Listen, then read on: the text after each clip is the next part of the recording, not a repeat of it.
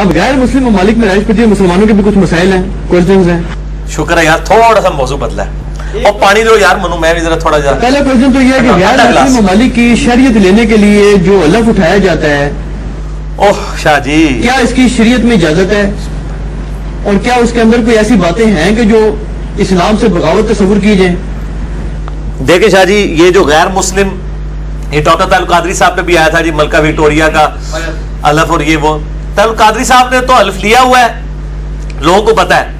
बाकी जो हमारे जितने लीडरान है ना, इन्होंने भी हलफ लिया हुआ है, लेकिन लोगों को पता कोई नहीं है, उन्हीं की पैरवी कर रहे होते हैं। मैंने उन हलफ के अल्फाज नहीं पढ़े कि अगर उस हलफ के अंदर यह लिखा है कि कुरान और सुन्नत के दलाइल के खिलाफ भी हम आपकी इताअत करेंगे, ये नहीं लिखा, मैंने पढ़ा। हाँ, तो फिर मलका विक्टोरिया का हलफ उठाना ही कुफर है। अगर दुनियावी मामलात में उठाया हुआ है, मैं उसकी ताबे फरमानी करूंगा। हाँ, तो वो तो हमने पाकिस्तानी हुकूमत का भी उठाया हुआ है, यहाँ पे भी कई चीजें खिलाफ शरअ है जी, उसके गुस्सा का भी वफादार होऊंगा। आज़ार वफादारी तो है ना, सारे हम कर रहे हैं वफादारी, कौन नहीं कर रहा? वफादारी तो सारे कर रहे हैं। बाकी अगर ये लिखा हो कि हम किताब सुन्नत के दलाइल के खिलाफ भी आपके वफादार रहेंगे, इसका जिक्र ही नहीं है, लिहाजा इस चीज को बिल्कुल उछालना नहीं चाहिए। और बाकी ये जो उलमा कह रहे हैं गैर मुस्लिम मुल्कों में जाके शरीयत लेना हराम है, इन सारे उलमा के मदरसे, इनके चंदे, इनके टश्करे बदमाश जो बॉडीगार्ड, इनकी लैंड रोवर गाड़ियां, ये सारे गैर मुसलमान मुल्कों में बैठे हुए मुसलमानों के डॉलरों के ऊपर चल रही है और पाउंडों के ऊपर। वो इनको आराम नहीं नजर आता, वहां से आईफोन आ जाए गिफ्ट में ले लेते हैं। वो इंजीनियर साहब ही ने जिन्होंने रोजाना दर्जना आईफोन ऑफर होते हैं तो नहीं लेते, इन्हों का एक दिहाड़े वजू नहीं खिलौता। तो ये उनको कह रहे हैं कि जी आप वहां जाके काफिर के मुल्क में रहे, और काफिर के मुल्क में जाके काफिरों को टैक्स दे के, काफिरों की नौकरी करके जो कमाई करके इनको भेज रहे हैं, वो लाल हो रही है। तो ये इनके सारे, अगर किसी इस्लाम मतलब गैर मुस्लिम मुल्क के अंदर दीन को प्रैक्टिस करना आपके लिए मुश्किल हो जाए तो वहां रहना हराम है। अगर नमाज पढ़ रहे हैं, रोजा, हज, ज़कात, जो बुनियादी आपके हैं चीजें, बाकी अगर आप 100% कहें तो वो ना सऊदीया में 100% इस्लाम है, ना पाकिस्तान में, ना ईरान के अंदर। कमजोरियां तो हर जगह मौजूद है, पर ये मुल्क उनसे बेहतर है, तो हम भी प्रेफरेबल कहते हैं, पर वहां भी रहना चाहिए। डॉक्टर सरार साहब एक बात करते थे, वो कहते थे हम सारे इंडिविजुअली तो वो अपना वो है मुसलमान है, लेकिन इज्तिमाई तौर पे हमारा निजाम कुफर का है। जी कुफर का निजाम है, उसको बदलने की कोशिश करेंगे ना जी। तो आज का तो नहीं है ना, डॉक्टर सरार साहब से हम पूछेंगे ये कुफर का निजाम हमारे पे जो मुसल्लत हुआ है वो आज का तो नहीं हुआ, बहुत पहले से हुआ है। वो सूद के वाले से बात करते हैं, सूद के वाले से भी और कई चीजें, वो फिर मैं और तरफ चल पड़ूंगा, ठीक है, ज्यादा मुझे जुबान बंद ही रखना। गैर मुस्लिम मर्द जो है वो मुसलमान औरत से शादी नहीं कर सकता, इसकी क्या दलील है?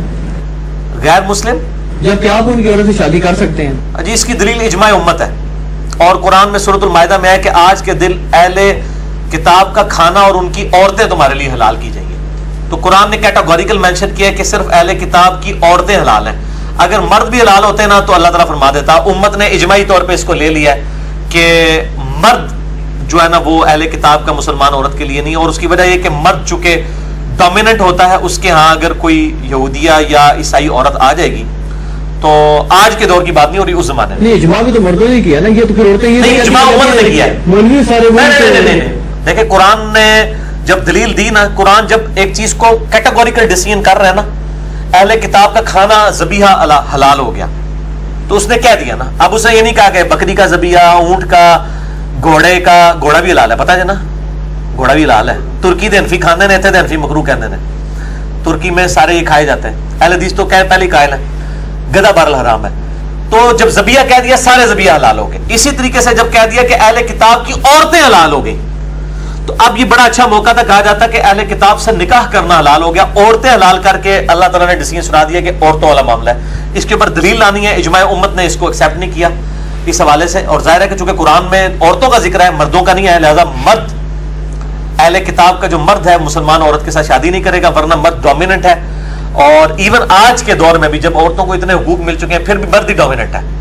आज भी जो है वो औरतों को बड़े तजलील के साथ वहां पे डील किया जाता है। गवर्नमेंट जितनी मर्जी प्रोटेक्शन दे, आज भी औरतों की बेचारों की फैंटी लगती है, बाद मर्दों की भी लगती है वहां पे, लेकिन औरतों की भी लगती है।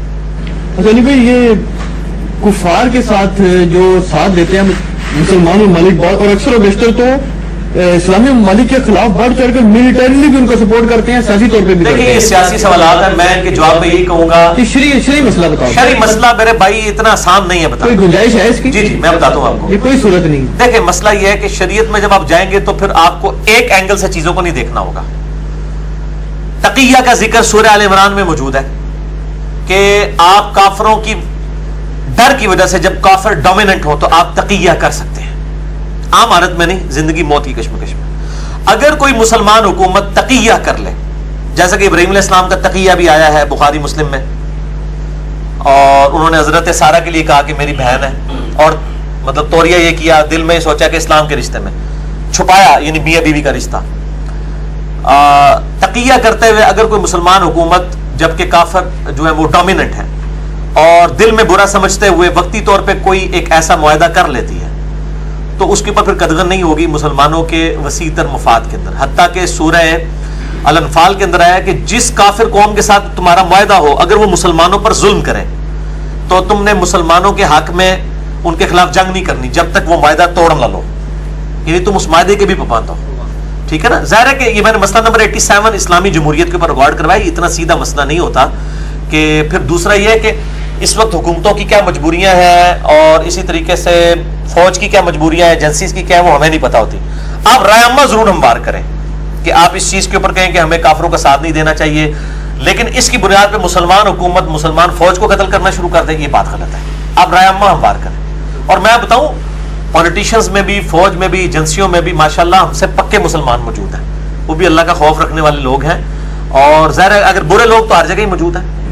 आपकी दुश्मनी मतलब खाली उलमा से है? जी उलमा से, इसलिए कि उलमा, जी जी बिल्कुल सही कह रहे हैं, मैं आपकी तायीद करता हूँ। मैं मतलब जो मेरे पे इल्जाम है, जो मेरा है, मैं मानता हूँ मेरी दुश्मनी सिर्फ उलमाए सू के साथ है, उलमाए प्राइम के साथ नहीं, उलमाए क्राइम के साथ है।